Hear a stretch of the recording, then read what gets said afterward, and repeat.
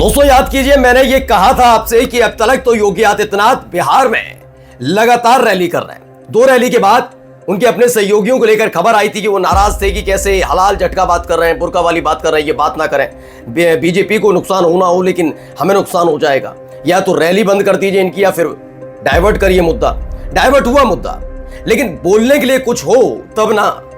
आप इतने साल उत्तर प्रदेश के मुख्यमंत्री हैं, तब भी आपके पास बताने के लिए माफिया है। आपके पौवा तलग है कि उनसे ही समानांतर कई माफिया आज भी खुल्लम खुल्ला घूमते हैं। आशीर्वाद तल्ले उनकी बात नहीं करेंगे, बुलडोजर वाली कार्रवाई की बात करेंगे, लेकिन ये नहीं बताते कि सुप्रीम कोर्ट ने कितनी बार फटकार लगाई। आप एनकाउंटर की बात करेंगे, लेकिन ये नहीं बताएंगे कि अदालतों ने कितनी बार फटकार लगाई। लेकिन इन सब के बीच मैंने तब भी कहा था, बस आने दीजिए एक बार बिहार अखिलेश यादव को, उसके बाद समीकरण भी बदलेंगे और जो लगातार बयान दिए जा रहे हैं उसका माकूल जवाब भी मिलेगा।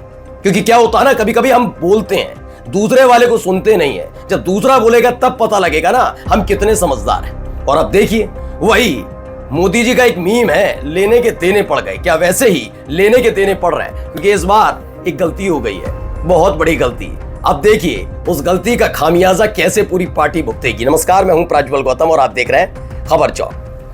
वैसे तो कौन जीतेगा कौन हारेगा ये बिहार की जनता तय करेगी, लोकतंत्र में होना भी यही चाहिए। मैं बार बार कहता हूं कि अगर आप विपक्ष में बैठे हैं, आपको मौका नहीं मिल रहा लंबे समय से, तो आपको बोलने का हक है। जैसे पहले बीजेपी बोलती थी तो बिल्कुल सही बात है, आप लाख खामियां सरकार में निकालिए, लेकिन सत्ताधीश 1 साल नहीं, 2 साल नहीं, 5 साल भी नहीं, अगर लगातार आप 2 टर्म में मुख्यमंत्री रहे या प्रधानमंत्री रहे और उसके बावजूद भी आप सिर्फ और सिर्फ लफाजी करें, तो यकीन मानकर चलिए आपने काम नहीं किया है। आप योगी आदित्यनाथ के बयान में अगर वो आधा घंटा बोलते हैं तो याद रखिएगा उसमें सिर्फ 5 मिनट ही आपको ऐसा मिलेगा जिसमें उन्होंने शायद ही उत्तर प्रदेश में क्या किया वो बताएंगे। ऐसे मोदी जी कुछ बोलते हैं 1 घंटा, वो तो ऐतिहासिक बोलते हैं ना गोदी मीडिया के मुताबिक, तो उसमें से भी 1 घंटे में से भी आपको 10 मिनट ही सिर्फ ये मिल पाएगा कि कुछ योजनाएं उन्होंने बताई। बाकी उनके 50 सेकंड सिर्फ विपक्ष को कोसने में जाते हैं, जैसे योगी आदित्यनाथ जी के साथ हो रहा है। पहले बुर्का था, हलाल झटका, माचिस, फिर आ गए शाहबुद्दीन पर। अब क्या है खेल, उन्होंने अखिलेश यादव को लेकर अप्रत्यक्ष तौर पर कहा जा रहा है कि अखिलेश यादव के लिए कहा, बयान दे डाला। अब बयान तो आना था, जब बिहार में हो अखिलेश यादव, और तो अखिलेश यादव के लिए तो कहा जाता है मौजूदा तौर पर विपक्ष के सबसे ऐसे नेता है जो ऑन द स्पॉट जवाब दे देते हैं। वो सोच के नहीं आते कि मीडिया सवाल पूछेगी तो ये जवाब दूंगा, वो अचानक से ऐसा जवाब देते हैं कि बड़े बड़े गोदी एंकर के भी गुर्दे छिल जाते हैं। याद है ना, ईमानदार ईमानदार, इतना ईमानदार इतना ईमानदार। अपने ही प्रोग्राम में मैडम जी, जिनकी जिम्मेदारी थी कि अखिलेश यादव पर इतना तीखा प्रहार करें कि अखिलेश यादव गुस्सा हो जाए, हो गई थी उल्टा गुस्सा। तो खैर वही वाला है। पहले बयान सुनिए भाई, हमारे उत्तर प्रदेश के तेजस्वी ओजस्वी मुख्यमंत्री का पहले बयान सुन लीजिए, जरा सुनिए। आपने गांधी जी के 3 बंदरों के बारे में सुना होगा। गांधी जी के 3 बंदर थे। गांधी जी ने तो उनको उपदेश दिया था, बुरा मत देखो, बुरा मत सुनो और बुरा मत बोलो। लेकिन आज इंडी गठबंधन के 3 और बंदर आ गए। ये 3 बंदर पप्पू, टप्पू और अप्पू के नाम पर। चलिए, इसके आगे बयान आपने वैसे सुना होगा, ये पप्पू सच बोल नहीं सकता, टप्पू अच्छा देख नहीं सकता और अप्पू सच सुन नहीं सकता। ये 3 बात कही। तो अब कुछ सच हम भी बोल दें, जो सच बोल सकते हैं, अच्छा देख सकते हैं, और पहले तो गांधी जी पर आ जाते हैं। तो योगी आदित्यनाथ जी गांधी जी के हत्यारे नाथूराम गोडसे के बारे में महात्मा बताने वाली है, अपनी ही पार्टी की सांसद के बारे में आपका क्या कहना है? महात्मा गांधी जी के 3 बंदर तो याद हैं, लेकिन महात्मा गांधी के हत्यारा आपको याद नहीं होगा, है ना, नाथूराम गोडसे। पहला, क्या आपने एक बयान दिया कि ऐसी महिला सांसद, क्या कोई नागरिक ऐसा सांसद नहीं हो सकता, जनप्रतिनिधि तो कतई नहीं हो सकता जो नाथूराम गोडसे का भक्त हो? आपकी ही पार्टी में कितने हैं आप भी जानते हैं। पहला। दूसरा, आपने कहा कि उन्होंने बंदर दिए, देश दिया, ये दिया। कम से कम आपने माना, कम से कम महात्मा गांधी जी के बारे में इतना तो माना, ये बहुत अच्छी बात की। आपको कम से कम इस जगह तो लेकर आए ये लोग। अब कहा सच बोल नहीं सकते, और तो आप उठाकर देखिए अपनी रैलियां। मैं फिर कह रहा हूं वही बात, 30 मिनट अगर बोलेंगे तो इतने साल सत्ता में रहने के बाद भी 25 मिनट आपका यही सब होंगे, अप्पू टप्पू चप्पू बुलडोजर, ये वो उल्टा। ये नहीं कि आप ये नहीं बता सकते कि हमने कितने रोजगार दिए, क्योंकि आपको इजराइल के बारे में बताना होगा कि हमने रोजगार उत्तर प्रदेश में नहीं दिया, इजराइल में दिया है। तो आप वो तो बता नहीं सकते। आपने और कौन सा अनोखा काम किया वो बता नहीं सकते। अच्छा, मैं फिर कहता हूं कि ये जिम्मेदारी होती है किसी भी मुख्यमंत्री हो, जब दो पार्टियां आमने सामने होती है तो आरोप प्रत्यारोप लगते हैं, और ये कोई गलत भी नहीं है, आरोप प्रत्यारोप भी लगने चाहिए, चुनावी मंच है।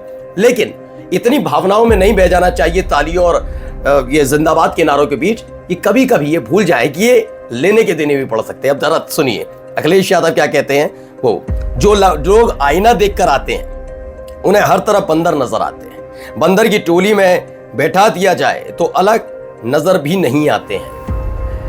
अब जवाब तो मिलना ही था, मैंने कहा ना। आप खुल के कह रहा हूं मैं, ये गलत नहीं है। राहुल गांधी के बारे में आप बोल लीजिए, आप तेजस्वी यादव के बारे में बोल लीजिए, हो सकता है कि आपको वैसा जवाब ना मिले माकूल, लेकिन ऐसे ऐसे जवाब अखिलेश यादव की तरफ से मिलते हैं, उसके बाद फिर जवाब देने लायक बचते कहां है उनके प्रति। बोले हम चांद पे प्लॉट दिला देंगे, आपको 15 लाख अकाउंट में पहुंचा देंगे, कितने करोड़ नौकरी दे देंगे।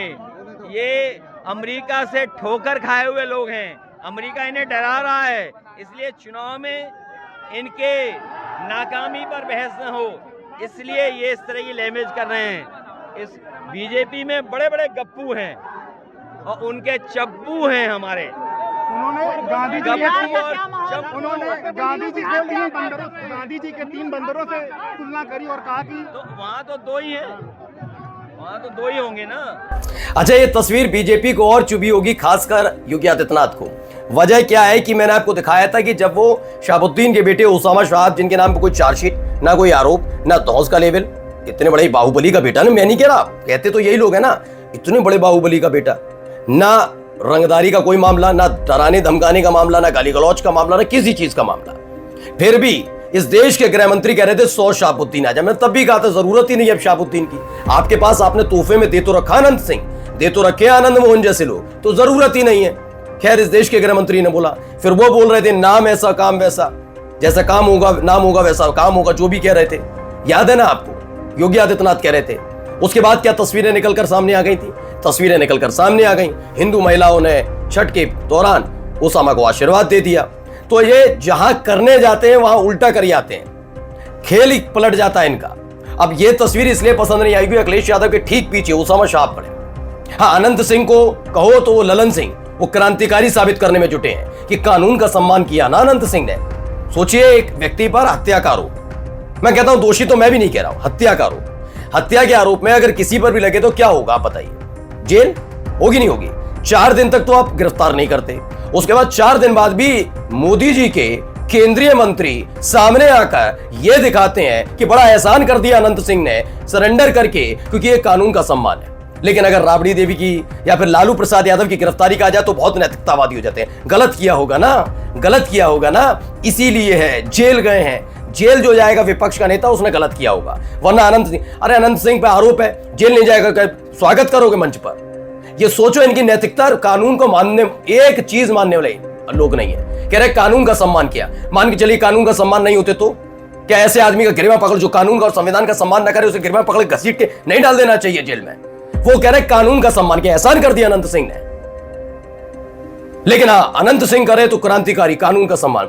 उसामा शाह जिसके खिलाफ कुछ नहीं, योगी आदित्यनाथ गीत गा रहे थे और भजन सुना रहे थे। आइए जरा इधर देखिए एक तस्वीर जिसने और दिक्कत पैदा की होगी, खेसारी लाल यादव। सम्राट चौधरी तो बेचारे परेशान है पीछे की भीड़ देखकर। मैंने कहा था ना, जिस दिन जाएंगे अखिलेश यादव समीकरण बदलेगा। ये तस्वीर देख लीजिए, खेसारी लाल यादव की मुलाकात आपको याद होगी, तकरीबन 1 साल पहले अखिलेश यादव से हुई थी। तब भी मैंने कहा था जल्दी बिहार विधानसभा चुनाव में आपको खेसारी लाल यादव नजर आएंगे। वो पूछते हैं ना रोज केशव प्रसाद मौर्य कि बिहार में कहाँ गठबंधन में तो सीट ही नहीं मिली।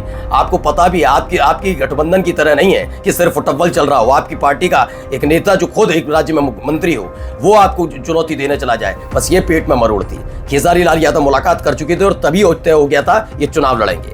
यहाँ भी देखिए तस्वीर, बेतहाशा भीड़ नजर आती है और ये बेतहाशा भीड़ खास तौर पर सम्राट चौधरी जो नचनिया बता रहे थे वो उनको, केशव प्रसाद मौर्य जो प्रभारी भी है, उप प्रभारी बिहार के, उनको, जो दिन रात ये कह रहे थे कि बेइज्जती बेइज्जती बेइज्जती बेइज्जती किसकी है और किसकी नहीं। जरा तस्वीरें देख लीजिए। नमस्कार।